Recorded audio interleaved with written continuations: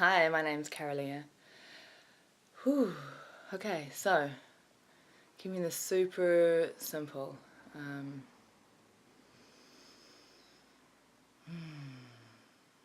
Last week I made a commitment to myself, really, as one of my friends pointed out, that I would show up every Tuesday morning and just be completely present on video.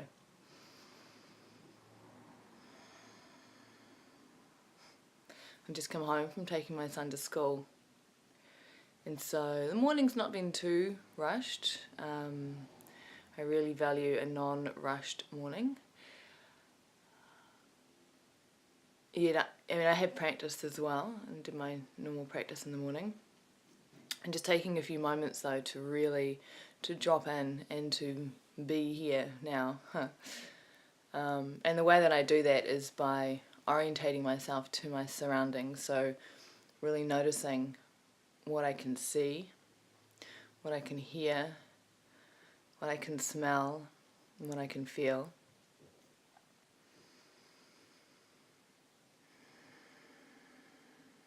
And I guess the big one is I anchor myself with my breath. So becoming really aware of the fact that I'm breathing, and then noticing how I'm breathing.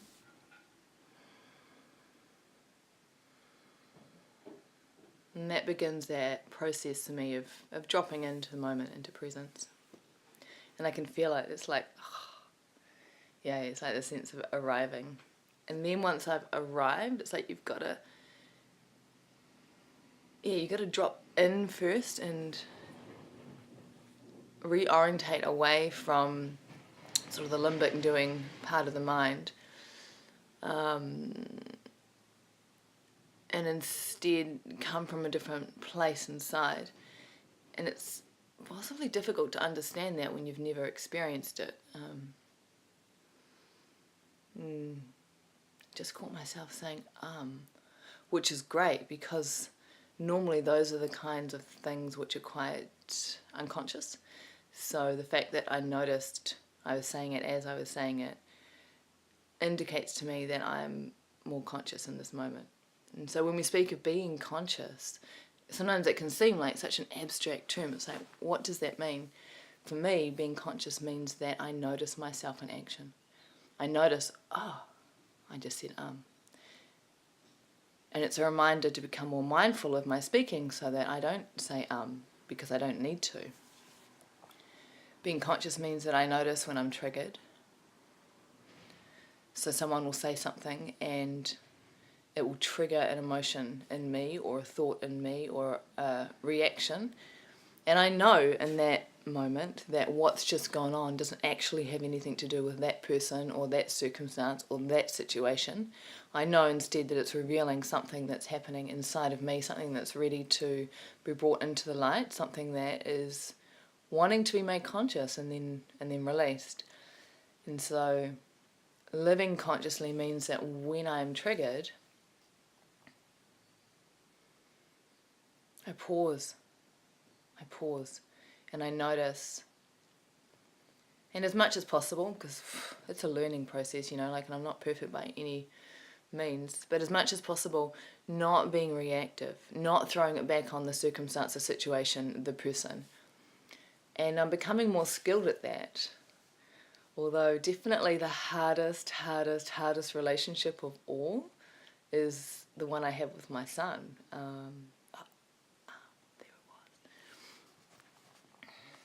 I'm more reactive with him than probably anybody else. And I notice it's because he's a child, and so he doesn't notice so much, or at least that's what happens in my mind. And so I'm easier on myself than I would be if I'm interacting with one of my friends, because I know they'll know I'm being reactive and I care about what they think of me. And yet I have this idea that my son doesn't know I'm being reactive, or that he's, not going to care. But in that way, I'm actually feeding into a parent-child drama. And so I'm becoming more conscious, especially in the last month or so, of how I parent and holding myself to a higher standard so that I'm less reactive with him. and the way that I'm holding myself to a high standard with my friends and my colleagues and other people in situations. And that means that when I am reactive with him, catching myself and acknowledging it in front of him, so that I explain to him what just happened in a way that he can understand, because he's only 6. And yet it also helps him to realize that if I'm getting angry, or if I'm getting irritated, or if I'm short with him, or if I'm this or I'm that, that it's not about him per se, that it's about where I'm at, and that I need to take responsibility for my own emotions, for my own actions. And in a way then that models that way of being to him. So see, now I'm reflecting on this, I think it's actually probably quite useful for him that I am reactive at times, because it gives me an opportunity to pull back the veil as such on what goes on in human relationship, and reveal to him how we trigger each other, what it means to be reactive, what it means to take responsibility for your own emotional state, and to not vent or dump it on other people. I never thought about that before.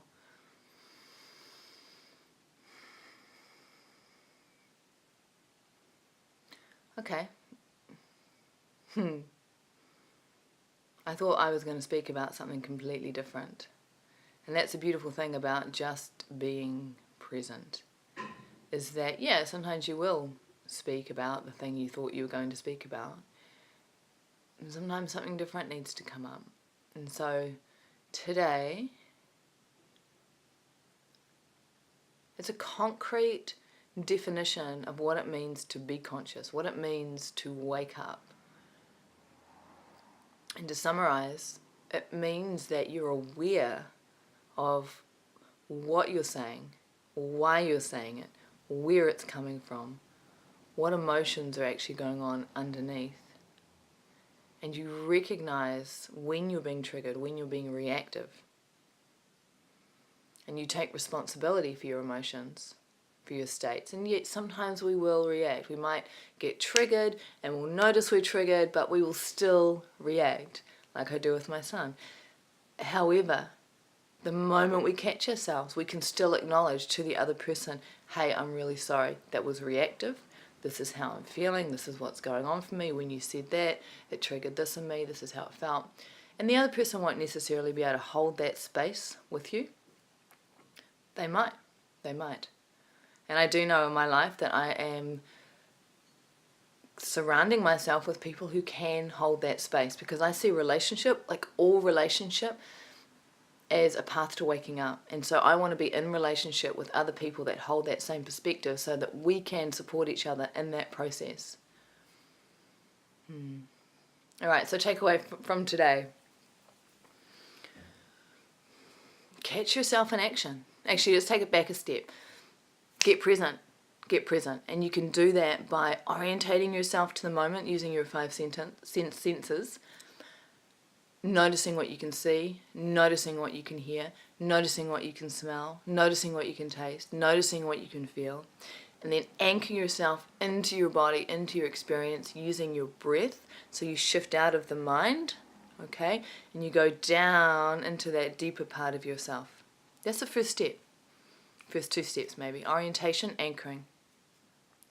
Once you're orientated, once you're anchored, then notice. Just notice. Why are you saying? What are you saying? What are you saying? What are you feeling? And then the layer under that is, why are you saying that? Why are you feeling that? And then once you start to notice, then you can be less reactive, and then you can take responsibility. That seems like a whole lot of stuff to do. However, give it a go. Just see what happens. Can you be more present, more conscious, more aware today? Orientate, anchor, notice. Okay, so I'm Kara-Leah. I'll be back next week. I'm enjoying this.